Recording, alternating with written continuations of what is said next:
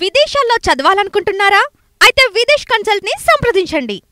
కబ్జాయనక మాజీ మంత్రి జోగి రమేష్ కుట్ర ఏసీబీ సిఐడి విచారణలో వెలుగులోకి వచ్చిందట. జోగి రమేష్ మాజీ మంత్రి కుమారుడిని నిన్న అరెస్ట్ చేసింది సిబిసిఐడి. ఇది మొత్తానికైతే సర్వే నెంబర్లు మార్చి అగ్రిగోల్డ్ని ఏమార్చి భూములు కొట్టేశారట. 10 కోట్ల స్థిరాస్తి కబ్జాయనక మాజీ మంత్రి జోగి రమేష్ కుట్ర చేసిండని ఏసీబీ సిబిసిఐడి విచారణలో వెలుగు వచ్చింది. నిన్న అరెస్ట్ చేశారు. అగ్రిగోల్డ్ భూముల కబ్జాలో మాజీ మంత్రి జోగి తనయుడు అరెస్టు ఏసీబీ వాళ్ళు అరెస్ట్ చేశారు. ఇది ఒక వార్త. అరెస్ట్ చేసి లోపటేశారు.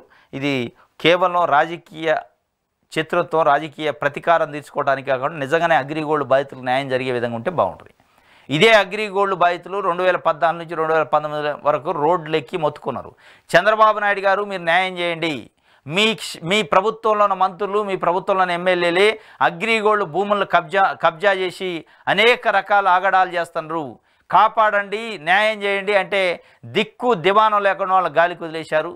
2019లో చిత్తుగా ఓడించారు. మీ ప్రభుత్వంలో ఉన్న ఆయా మంత్రులు పత్తిపాటి పుల్లారావు లాంటి వ్యక్తులపైన అనేక రకాల ఆరోపణలు వచ్చినాయి.